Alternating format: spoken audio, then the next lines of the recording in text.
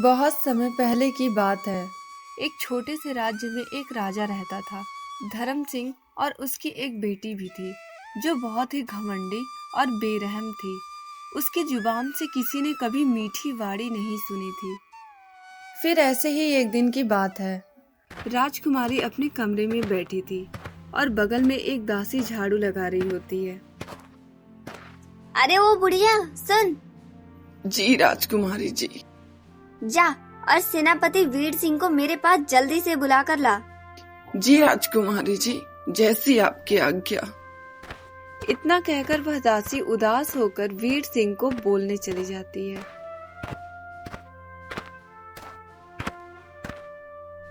सेनापति जी, आपको राजकुमारी जी ने बुलाया है।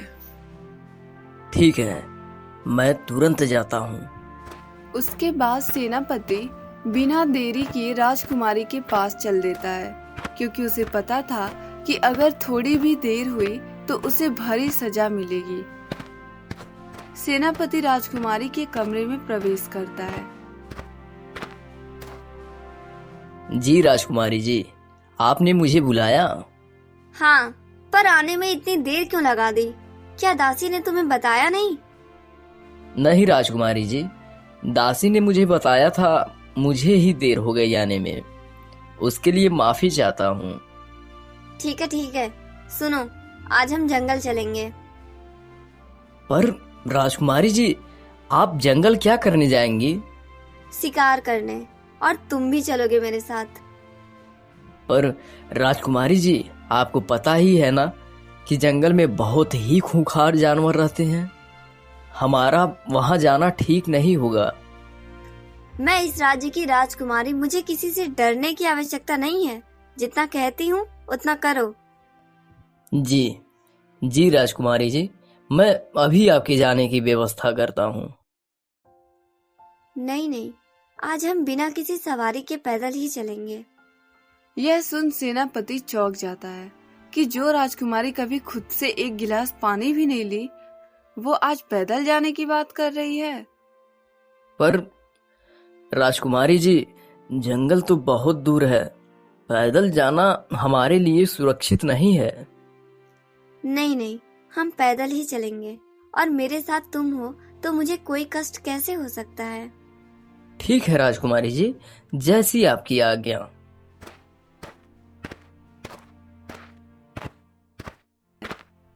थोड़ी देर बाद सेनापति और राजकुमारी पैदल ही शिकार करने जंगल की ओर निकल जाते हैं।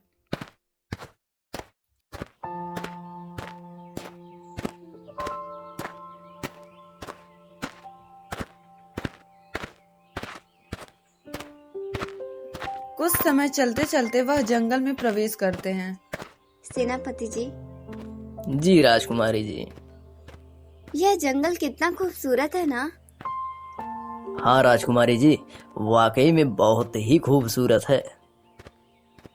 पर क्या यह जंगल मुझसे भी ज्यादा खूबसूरत है? नहीं राजकुमारी जी, जैसे डालियों में फूल सुंदर लगता है, वैसे ही अपने अपने जगह पर सब चीजें खूबसूरत होती हैं, फिर चाहे इंसान हो या फिर जंगल। हाँ सेनापति जी, आपने बिल्कुल सही कहा। ऐसे ही दोनों बातें करते करते दोनों जंगल के बीचों बीच पहुंच जाते हैं। सेनापति जी, यहाँ तो कोई जानवर दिखाई ही नहीं दे रहा। अब हम किसका शिकार करें? हाँ राजकुमारी जी, लगता है हमें और आगे चलना चाहिए। राजकुमारी और सेनापति बातें कर ही रहे होते हैं कि तभी उनके सामने से एक सफेद हिरन भागता है। राजकुमारी जी, वो रहा शिकार। उसके बाद राजकुमारी हिरन के पीछे पीछे दौड़ने लगती। हिरन आगे आगे और राजकुमारी और सेनापति उसके पीछे पीछे। रुक जा, आज तू मेरे हाथों से बचेगा नहीं। कि तभी हिरन को एक ऋषि मुनि दिखाई देते हैं। हिरन भागते भागते मुनि के पास जाता है। बचाओ, हे ऋषि मुनि, कृपया कर मुझे उस लड़की से बचाओ, वह मुझे मार देगी। तभी ऋषि मुनि अपने आंखें खोलते हैं। कौन तुम्हें मारेगा? आओ मेरे पास आ जाओ, मैं भी देखता हूँ किसमें इतनी हिम्मत है जो मेरे रहते तुम्हें कोई हाथ लगा दे। हिरन ऋषि मुनि के पास चला जाता है कि तभी राजकुमारी वहाँ पहुँचती है। अब कहाँ जाएगा बचकर? आज तो तुझे मैं अपने साथ महल ले जाऊंगी। रुक जाओ, तुम इसे नहीं मार सकती। तू मुझे रोकेगा भिक्षुक? हे दुष्ट कन्या, तुझे पता नहीं है एक ऋषि मुनि से कैसी बातें करते हैं? अब यह भिखारी मुझे सिखाएगा कि मुझे कैसे बातें करना चाहिए। मैं कहती हूँ मेरे रास्ते से हट जाओ। मैं इस हिरन को मारकर अपने साथ महल ले जाऊंगी। मैं तुझे ऐसा नहीं करने दूंगा। मैंने इस हिरण को वचन दिया है कि मैं उसकी रक्षा करूंगा। तो मैं भी वचन लेती हूँ कि मैं इस हिरन को बिना मारे नहीं जाऊंगी। नहीं नहीं राजकुमारी जी, हमें इन ऋषियों से नहीं उलझना चाहिए। इनके पास असीम शक्तियाँ होती हैं। सेनापति, मैं तुम्हें बहादुर समझती थी, लेकिन तुम तो कायर निकले। एक भिखारी से डर गए। मैं ही देखती हूँ इसे। और इतना कहकर राजकुमारी ने तीर चला दी और वह तीर सीधा जाकर हिरन को लग जाता है और उसी क्षण हिरन की मृत्यु हो जाती है। यह देख ऋषि मुनि क्रोधित हो जाते हैं। हे दुष्ट लड़की, मेरे इतना कहने के बावजूद भी तूने इस हिरन को मार दिया। मेरा ये शाप है कि तू हमेशा हमेशा के लिए इसी क्षण एक पत्थर की मूर्ति बन जाए। तभी अचानक आसमान से बिजली गिरती है और राजकुमारी पत्थर की मूर्ति बन जाती है। यह सब देख सेनापति डरकर वहां से सीधा महल की ओर भागता है।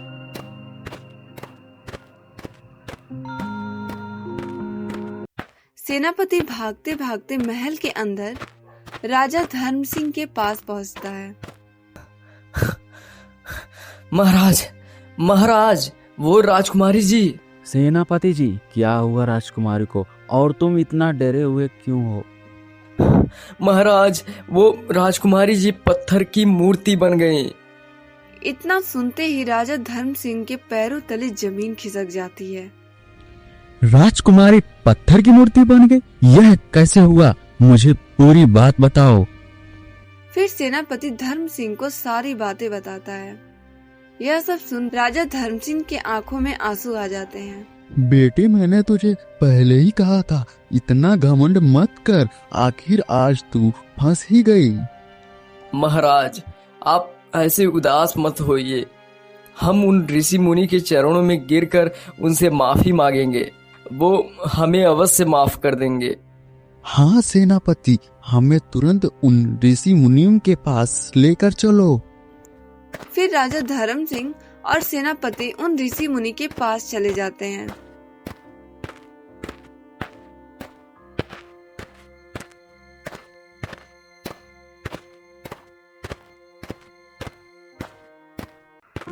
चलते चलते वह दोनों उसी ऋषि मुनि के पास पहुंच जाते हैं। राजा धर्म सिंह ऋषि मुनि के सामने घुटने टेक देते हैं। हे गुरुवर, कृपया कर माफ कर दीजिए, माफ कर दीजिए। हे पुत्र, उठो।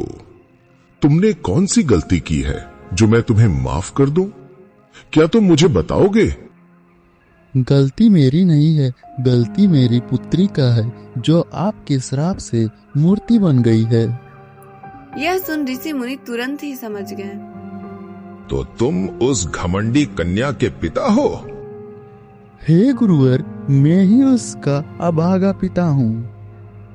तो तुम यहाँ से इसी वक्त चले जाओ। गुरुवर, कृपया कर मेरी पुत्री को माफ कर दीजिए। मैं उसकी तरफ से माफी मांगता हूँ। कृपया कर माफ कर दीजिए। राजा धर्म सिंह की ऐसी मीठी वाणी सुन ऋषि मुनि का दिल पिघल जाता है। पुत्र, मैं मजबूर हूँ। जैसे धनुष से निकला तीर और शरीर से निकला प्राण वापस नहीं होता, वैसे ही मेरे मुख से निकला वाणी भी वापस नहीं हो सकता। तो गुरुवर, इसका कोई उपाय तो होगा जिससे मेरी पुत्री श्राप से मुक्त हो सके? हाँ, जरूर है, पर तुम क्या वो कर पाओगे? हे गुरुवर, मैं अपनी पुत्री के लिए अपना प्राण त्यागने के लिए तैयार हूँ। कृपया कर आप वह उपाय बताइए। ठीक है, तो सुनो। ये जंगल काफी गहरा है और इसी जंगल के आखिरी छोर पर एक सुनहरा पेड़ है। उस पेड़ पर एक जादुई तोता रहता है। वही तुम्हारी पुत्री को शाप से मुक्त करने का उपाय बता सकता है। ठीक है गुरुवर, मैं अभी तुरंत ही उस जादुई तोते को ढूंढने के लिए निकलता हूँ। नहीं पुत्र, तुम नहीं जा सकते। परंतु क्यों गुरुवर? पुत्र, उस जंगल के हिस्से में तुम क्या, कोई भी महल का व्यक्ति नहीं जा सकता, और अगर गलती से चल भी गया तो वो वहां से कभी भी लौट कर नहीं आएगा। तो तुम ऐसी गलती भूल कर भी मत करना। तो गुरुवर, आखिर यह काम कौन कर सकता है? पुत्र, तुम अपने राज्य से ऐसे किसी व्यक्ति को भेजो जो बुद्धिमान और साहसी हो, और वहां मनुष्य अपने मन से जा सकता है लेकिन वहां से आ नहीं सकता। ये बात याद रखना। ठीक है गुरुवर, कृपया मुझे जाने की आज्ञा दें। जाओ पुत्र, मेरा आशीर्वाद सदा तुम्हारे साथ रहेगा। फिर दोनों वहां से चले जाते हैं।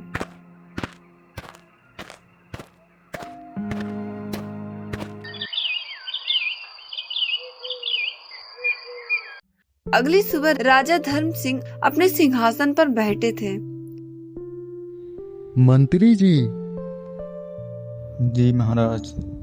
हमारे राज्य में जाकर घोषणा कर दो, जो भी व्यक्ति उस जादुई तोते को ढूंढकर हमारी पुत्री को मुक्त कराएगा, हम उसे मुंह मांगा इनाम देंगे, फिर चाहे वो हमारी जान ही क्यों ना हो।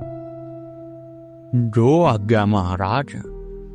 फिर सेनापति और मंत्री दोनों चल देते हैं।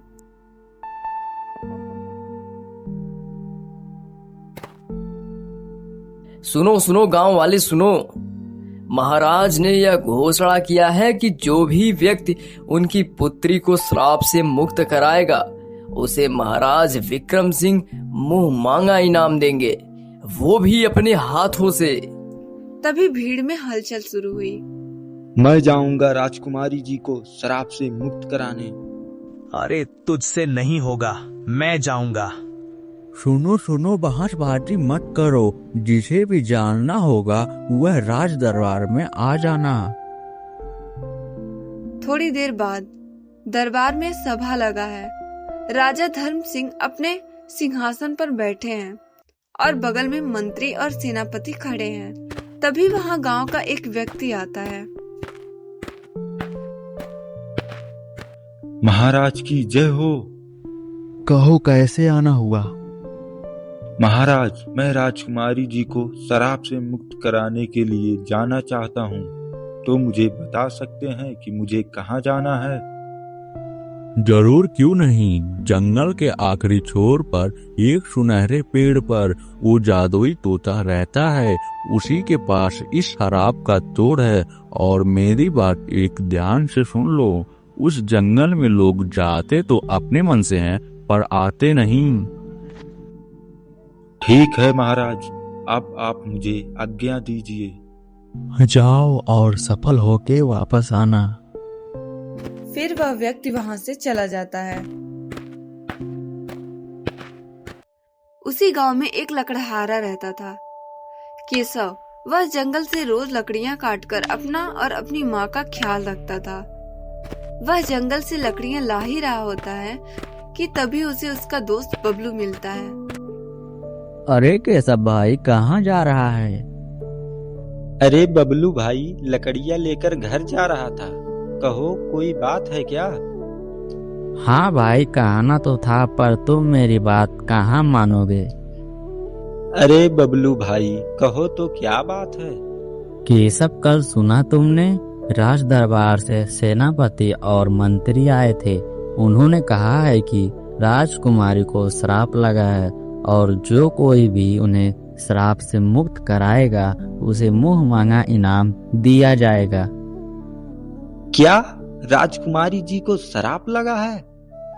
हाँ भाई, मैं सोचता हूँ तुम क्यों ना एक बार राज दरबार में जाकर देखो। अरे नहीं नहीं भाई, मैं इन सभी झमेलों में नहीं पड़ना चाहता हूँ। ठीक है, जैसी तेरी मर्जी। इतना कहकर बबलू वहाँ से चला जाता है और केशव अपने घर की ओर चल देता है। जंगल से आ गया बेटा? हाँ माँ, और आज रोज से ज्यादा लकड़ियाँ मिली है। बेटा, तुमने कुछ सुना? क्या माँ? सुना है राजकुमारी जी को श्राप लगा है। हाँ माँ, अभी रास्ते में बबलू मिला था, उसने बताया। तो क्या सोचा बेटा? क्या माँ, मैं समझा नहीं। बेटा, हमें राजा की मदद करनी चाहिए, क्योंकि जब प्रजा को कोई कष्ट होता है तो राजा उसकी मदद करता है, और आज जब राजा खुद कष्ट में है तो हमें उनकी मदद करनी चाहिए। लेकिन माँ, वहाँ हमारे जाने से कुछ नहीं होगा। महल में एक से बढ़कर एक ज्ञानी योद्धा है, वहाँ हमारा क्या काम? बेटा, जो काम सुई कर सकती है वो भाला से नहीं होता। शायद इसलिए महाराज ने घोषणा किया है। बेटा, तुझे जाना चाहिए। ठीक है माँ, मैं कल दरबार जाऊंगा। अब तो तू खुश है ना? अब जल्दी से मेरे लिए खाना ला, मुझे बहुत जोरों की भूख लगी है। उधर राजा विक्रम सिंह उदास बैठे थे। पूरा दरबार मातम में छाया था। सुबह से शाम हो गई, पर जितने लोग भी जंगल गए, कोई भी वापस नहीं आया। अगली सुबह केशव महल की ओर निकल पड़ता है। थोड़ी देर चलने के बाद वह महल के अंदर प्रवेश करता है तो वो देखता है कि राजा और सभी लोग किसी भरी सोच में डूबे हुए हैं। महाराज की जय हो। कहो, कैसे आना हुआ? महाराज, मेरा नाम केशव है। मैंने सुना है कि राजकुमारी जी को श्राप लगा है। क्या मैं उनके बारे में जान सकता हूँ? तभी मंत्री बोलता है, अरे भाई, तुम जानकर क्या करोगे? वैसे भी इतने लोग जंगल गए, पर उनमें से कोई वापस नहीं आया। पर मंत्री जी, यह जरूरी नहीं होता कि वो लोग वापस नहीं आए तो हर कोई नहीं आएगा। बिल्कुल तुम सही कह रहे हो। महाराज, क्या आप मुझे बता सकते हैं कि राजकुमारी जी को कैसे श्राप लगा, और वह कौन सा उपाय है जिससे राजकुमारी जी ठीक होंगी? फिर राजा धर्म सिंह केशव को सारी बातें बताने लगता है।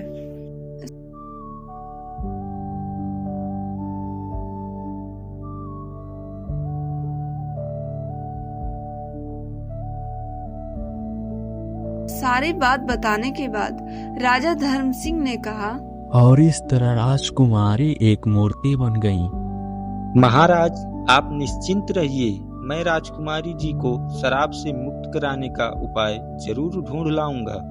कृपया मुझे आज्ञा दीजिए। जाओ केशव, पर याद रहे वहाँ बल से ज्यादा बुद्धि की जरूरत है। फिर केशव जंगल की ओर निकल जाता है। महाराज, क्या आपको लगता है यह आदमी जंगल से वापस आएगा? हाँ मंत्री जी, यह वापस जरूर आएगा। इससे पहले जो लोग गए थे वह लालच से आए थे, पर इसके आंखों में मुझे लालच नहीं बल्कि इसका भरोसा नजर आया। केशव जंगल की ओर बढ़ ही रहा होता है कि तभी उसे एक आवाज सुनाई दी, बचाओ बचाओ, मेरी कोई मदद करो। केशव इधर उधर देखता है तो उसे वहाँ एक बंदर दिखाई देता है जिसके पैरों में तीर लगा था। वह दर्द से तड़प रहा था। केशव उसके पास जाता है और उसके पैरों से तीर को निकाल फेंकता है। शुक्रिया मेरे दोस्त, आज तुम ना होते तो शायद मेरी जान नहीं बच पाती। इसमें शुक्रिया की क्या बात है? यह तो हर इंसान का धर्म होता है। वैसे तुम मुझे बता सकते हो, इस घने जंगल में तुम अकेले क्या करने आए हो? मैं इस जंगल में एक सुनहरे पेड़ की तलाश में आया हूँ, जिस पर एक जादुई तोता रहता है। तुम उस जादुई तोते का क्या करोगे? कहीं तुम उसे कैद करने के लिए तो नहीं आए हो? अरे नहीं नहीं, ऐसा बात नहीं है। तो फिर तुम उस जादुई तोते से क्यों मिलना चाहते हो? वो हमारे राज्य की राजकुमारी जी को श्राप लगा है और वह एक मूर्ति में परिवर्तित हो गई हैं। बस मैं उस जादुई तोते से उस श्राप का हल जानने के लिए उससे मिलना चाहता हूँ। तुम मुझे एक नेक इंसान लगते हो। मैं तुम्हें उस जादुई तोते के पास ले चलूंगा। चलो मेरे साथ। फिर दोनों जंगल की और गहराई में चल देते हैं।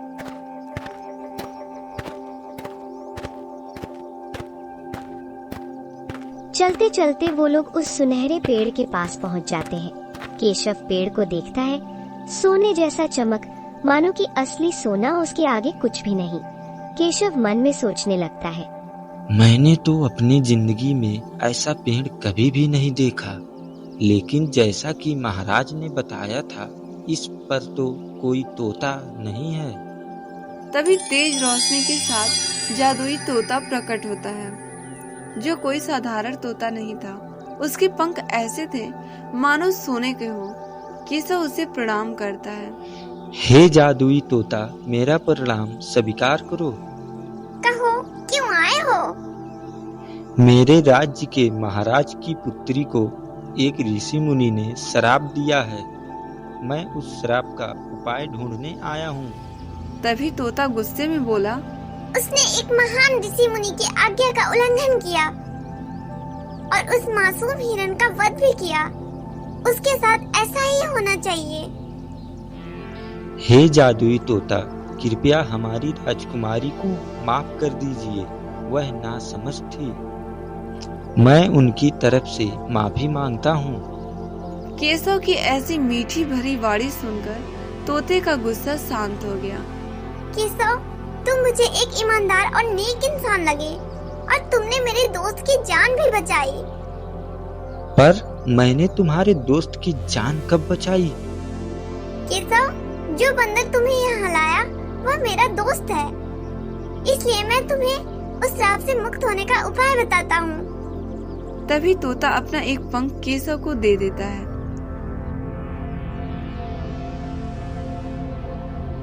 इसे ले जाओ और राजकुमारी के पैरों पर रखो। इसे रखते ही राजकुमारी का शरीर फिर से पहले जैसा हो जाएगा। उसके बाद यह पंख अदृश्य हो जाएगा। और इतना कहकर वो जादुई तोता और बंदर वहाँ से गायब हो जाते हैं। केशव उस पंख को लेकर चल देता है।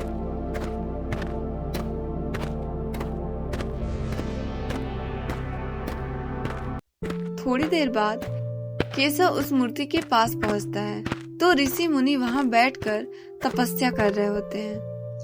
हे ऋषि मुनि, कृपया अपनी आंखें खोलिए। ऋषि मुनि अपनी आंखें खोलते हैं। बेटा, तुम कौन हो? बाबा, मुझे महाराज धर्म सिंह ने भेजा था राजकुमारी जी को श्राप से मुक्त कराने के लिए, और मैं उस जादुई तोते से भी मिला। तो बेटा, उस जादुई तोते ने क्या कहा? उस जादुई तोते ने मुझे यह पंख दिया है और कहा है, इसे राजकुमारी जी के पैरों पर रखने से वो ठीक हो जाएंगी। कि तभी जोर से बिजलियां कड़कती हैं और राजकुमारी का शरीर पहले जैसा हो जाता है और तोते के बताए अनुसार वह पंख गायब हो जाता है। हे ऋषि मुनि, कृपया मुझे माफ कर दो। मैंने अपने घमंड में आकर आपको बहुत ही बुरा भला कहा। कृपया मुझे माफ कर दीजिए। पुत्री, तुम्हें अपनी गलती का एहसास हो गया। इससे बड़ी कोई माफी नहीं होती। जाओ अपने महल में। फिर राजकुमारी और केशव महल की ओर चल देते हैं।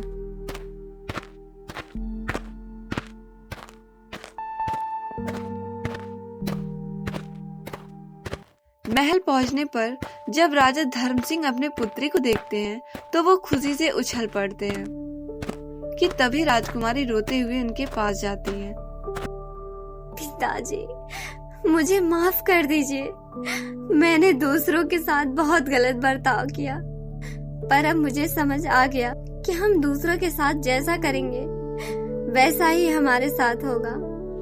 हाँ बेटी, हमें अपने से किसी को छोटा नहीं समझना चाहिए।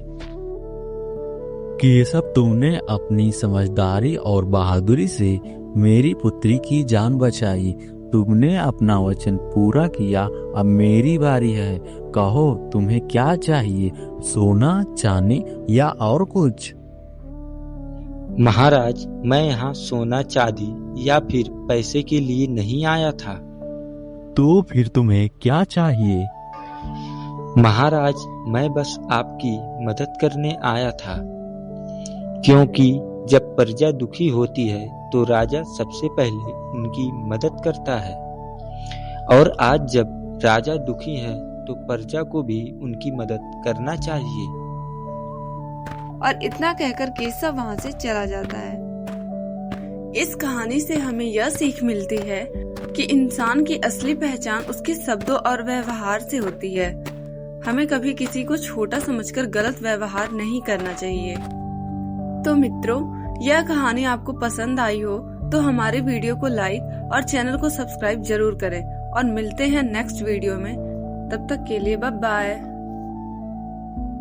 Subscribe Murli Tunes.